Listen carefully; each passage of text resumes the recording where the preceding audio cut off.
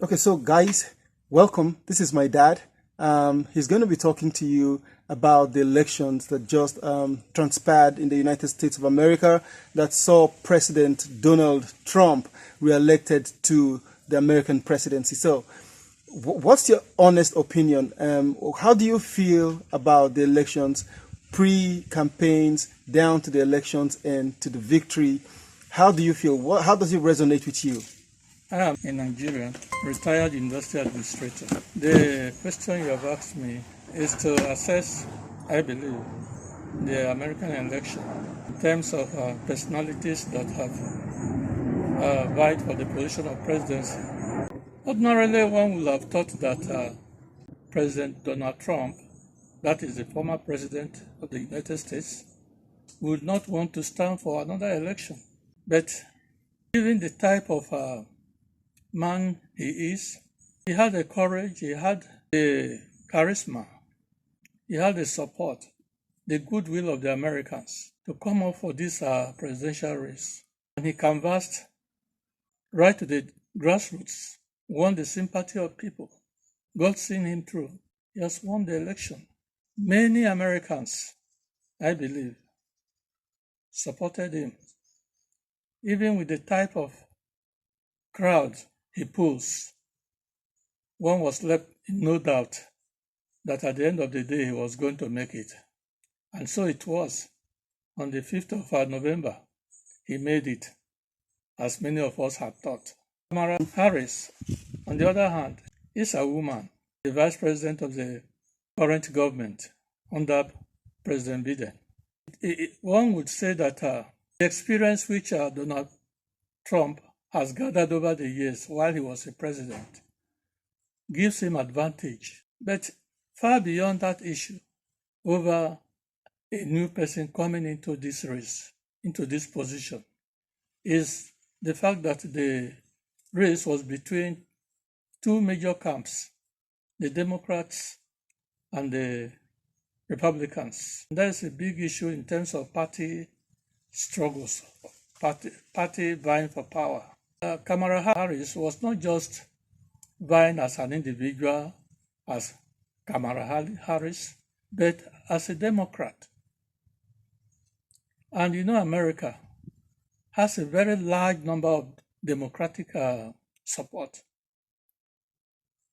In fact, it's very difficult to say which one has a greater number, Republicans or Democrats, but I think it's Democrats at the first instance.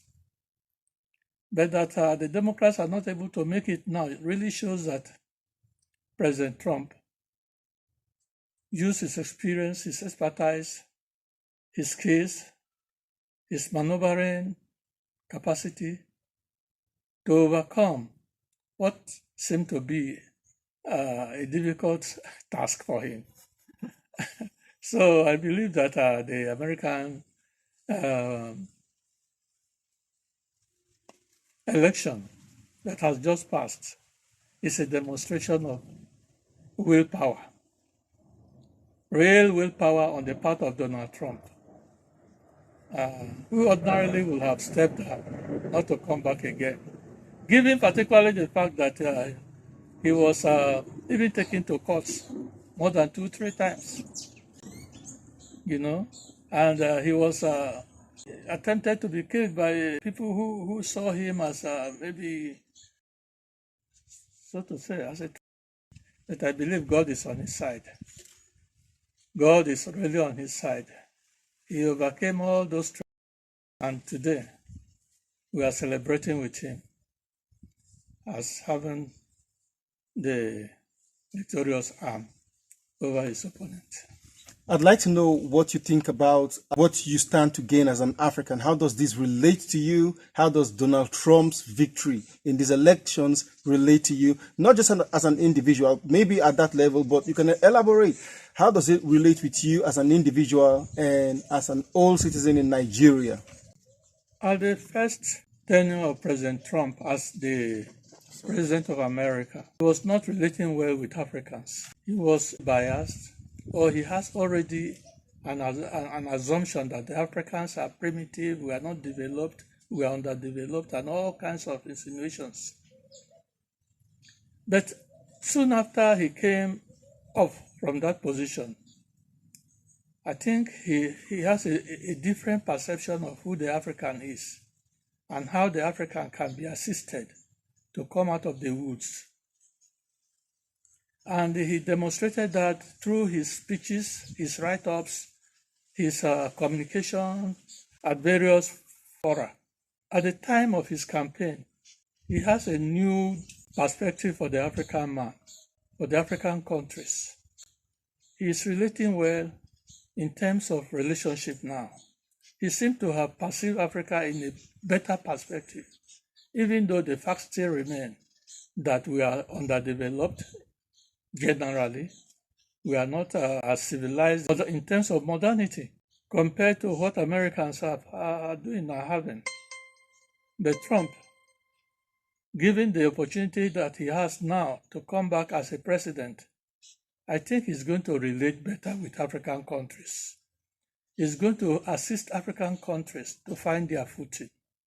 He's going to assist African leaders in terms of economic empowerment, in terms of financial assistance, in terms of whatever area of dialogue or assistance the African leader may seek from him. I think he's more willing, in my own assessment, that he can do that now. Nice way to respond. What are you hoping that is going to be the most significant change that Donald Trump will be bringing to the American people and globally, to his administration generally, because what affects the American will definitely affect the whole world. So what do you see Donald Trump doing differently and significantly during his tenure? I don't expect that Donald Trump would change so much from the agenda of the Republican Party, which is to protect and to serve. In the same manner as the Democrats have their agenda, their ideologies, that is the same way that the Republicans have their ideologies, which the leadership has to portray, pursue, and then implement.